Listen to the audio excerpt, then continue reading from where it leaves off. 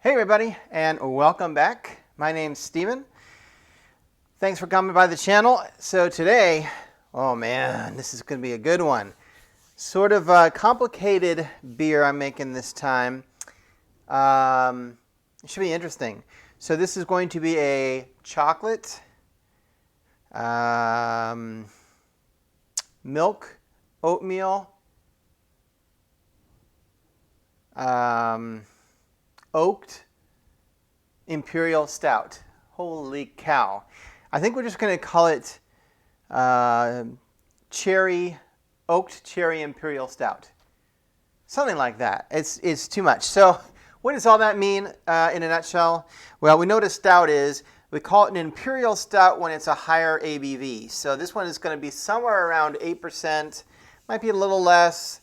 But it's higher than a normal beer, which makes it an imperial stout.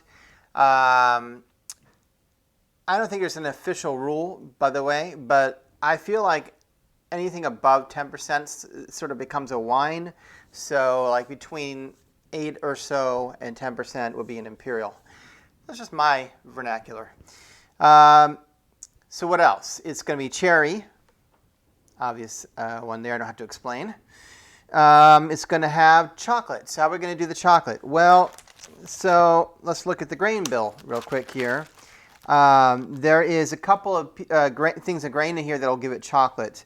It's got chocolate malt itself, and then it does have a caramel malt. I thought there was something else that was going to give it more chocolate. Anyway, we've got those two malts. In fact, I've got all the malts sitting right here. You just can't see it. It's just off camera. But here's the chocolate malt. So you can see it's, black as night. And then I have this, so this is roasted barley. By the way, this does not smell chocolatey. So roasted barley. And I do have this, which I've never used before. This is Dingemans Special B Malt. It's a Belgian malt. Yeah, it's kind of sort of coffee-ish smelling. I'm going to taste them all, of course, as I always do, and see what they taste like before I brew with them. But the real chocolate is going to come from, in this case, cacao. Now, I've used cacao before, and I'll be honest with you, I don't feel like I get a great flavor out of it. Like, I've always felt like the best thing to do is you soak it in alcohol, and then you add it to your beer after it's fermented, like in secondary. But it just doesn't seem to impart all that much chocolate flavor. I even ground up the cacao last time, and I may do that again. I used a blender and really ground it up into sort of a more powdery form to really try to get as much out of it as I could. Anyway, I don't believe that this has cocoa powder in it. Does not look like it. Thank goodness. I hate working with cocoa powder. If you watched my peanut butter stout video, you'll recall that I wasn't super happy with working with the dried powdered peanut butter or the cocoa powder.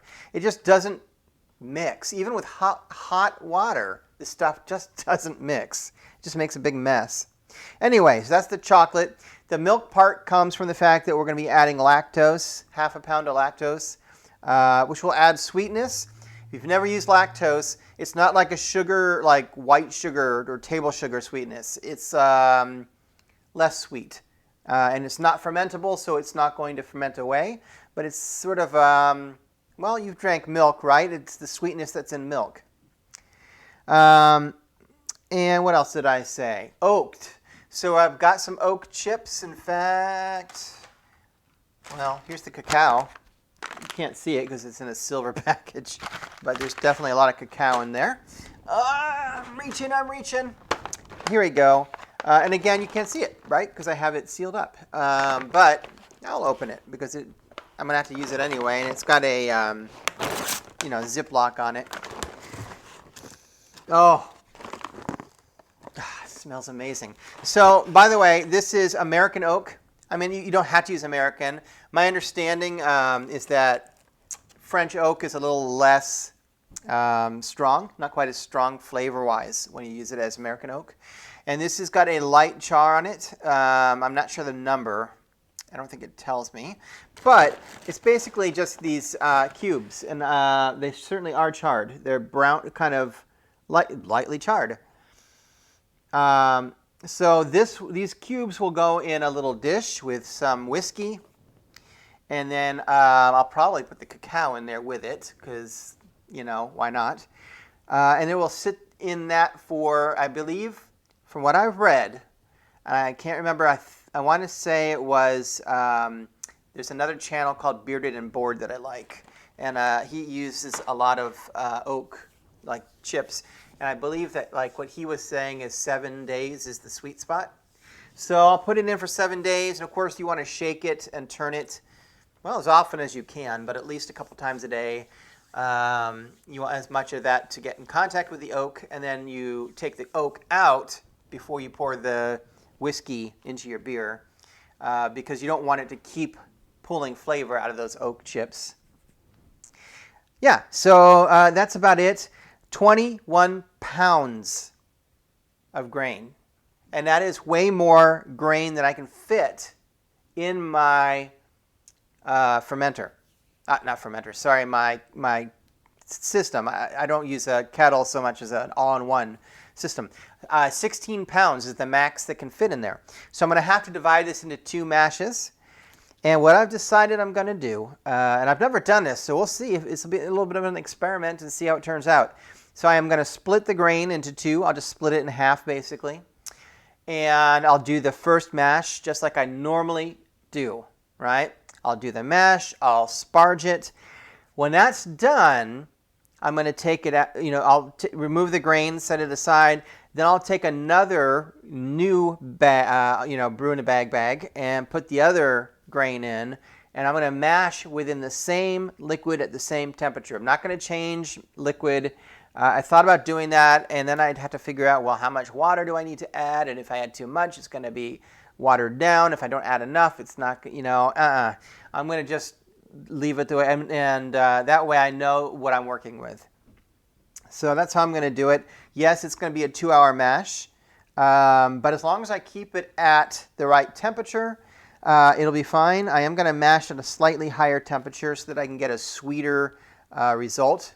If you're not sure about that, I don't know if I'll have posted it yet, but I did a video on grain and how grain works. Specifically in that video, I talk about mash temperatures and how that affects your beer.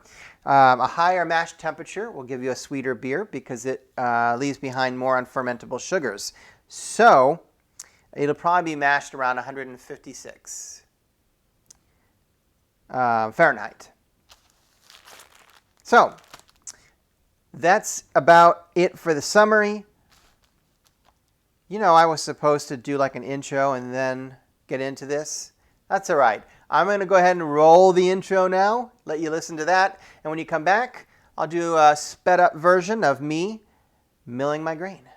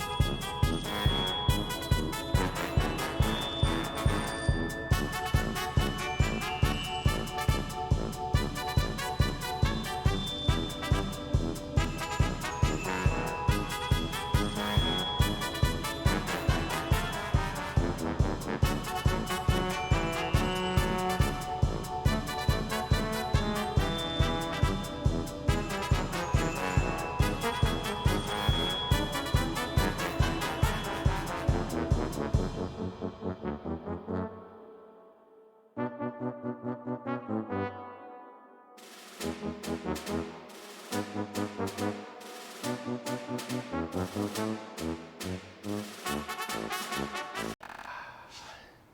guys, good morning. And welcome. I thought I would give a quick rundown. I made some notes on what I want to do today for the brew. I thought I'd just go through it real quick. That way I can just show you a video sped up of the whole process, since it's going to take hours. Yeah, so don't mind me eating my breakfast while I go over this with you. So again, it's going to be 2 mashes. So the first thing I'm going to do is fill up my tank with 3.5 gallons for my mash water. You may have to do something different depending on your setup,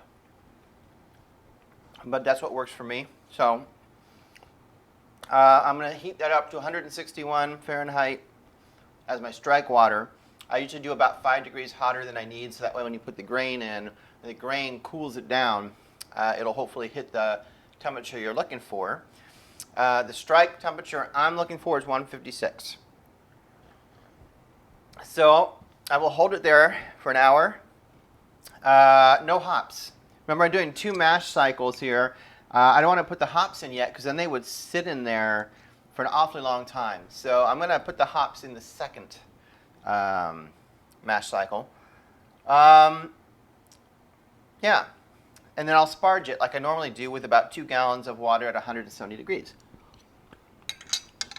And then, well, I take it back. Sorry, I lied. I'm going to sparge it, but not with 170 degrees. Because I have the second mash coming, I'll sparge it with 156, same temperature as the mash. Yeah, I don't want to sparge it with that hot of water because then it messes up the mash temperature. Although maybe I will, because when I put in the second bag of grain, that's going to cool down the whole thing by at least 5 degrees. So yeah, maybe I will do 170 and see where the temperature lands me. All right, so that's the first mash. Then I will take that grain, put it aside, and I'll put in the second bag of grain, the other half. And same thing, going to mash it for an hour. And at that point, I will be putting in all of the hops. So, 1 ounce of Chinook hops. But I can't read my handwriting. Oh, 60, right? So that's the bittering hops. So 1 ounce of Chinook hops at the full hour, 2 ounces of Cascade at the 30-minute mark, so halfway through, and then 1 ounce of Cascade for the last 15 minutes for the aroma and flavor hops. And then I don't know if I'm going to do a second sparge. If I do a second sparge, it's literally just going to be it's basically going to be like a Vorloff. I'm going to take the water from the bottom of the tank and pour it over the top of the... I might do that. It won't be anything too fancy or crazy because I'm going to be doing a continuous sparge anyway throughout the entire mash. So I don't think it's going to make a big difference. At that point, I don't know if I'll come back and do another little update, but basically at that point I'm going to be adding, I'm going to figure out how much more water I need to add. And then I'm going to add, if you've seen my other videos, you know that I do a no-chill. So I'll add ice that's been previously boiled, well, water that's been previously boiled and then frozen.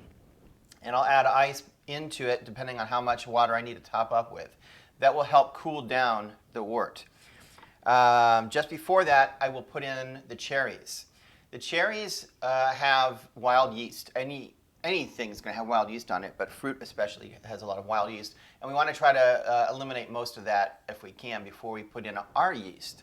So I will put the cherries in at the end of the boil and try to maintain the temperature for at least 170 degrees for about 15 or 20 minutes before I start cooling everything down, topping stuff off, and then I'll pitch my yeast as soon as we're down to about 68 to 70 degrees Fahrenheit. for the wort. Other than that, I did forget to mention this. So, lactose. So, we've got half a pound of lactose, sugar, and I usually add that at the end of the boil, but they're suggesting to add it at the beginning of the boil. My only concern is if you add that to the beginning of the boil, it has a higher chance, I think, of scorching on the bottom of the pot. But I'll give it a try. Yeah, that's it. So I'm going to go get that set up, and then I'll show you a sped up version of the entire mash cycle, and I might stop at some point just to give an update. See you soon.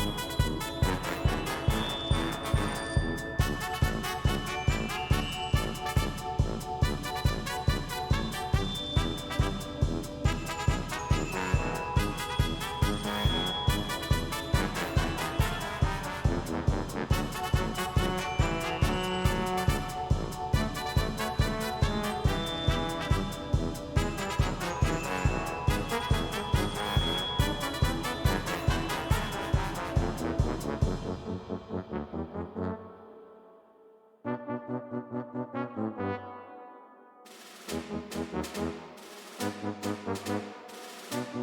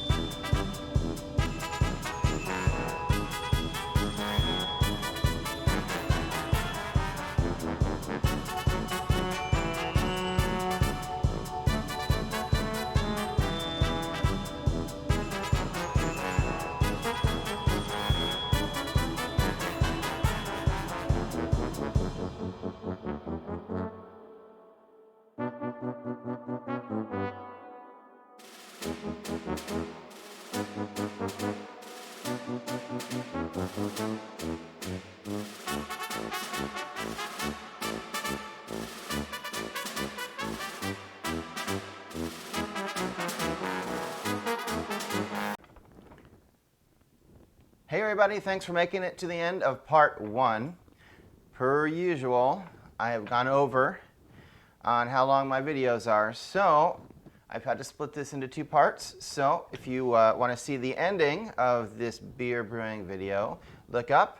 I'll put a link to part 2 that you can click on and continue on. See you then.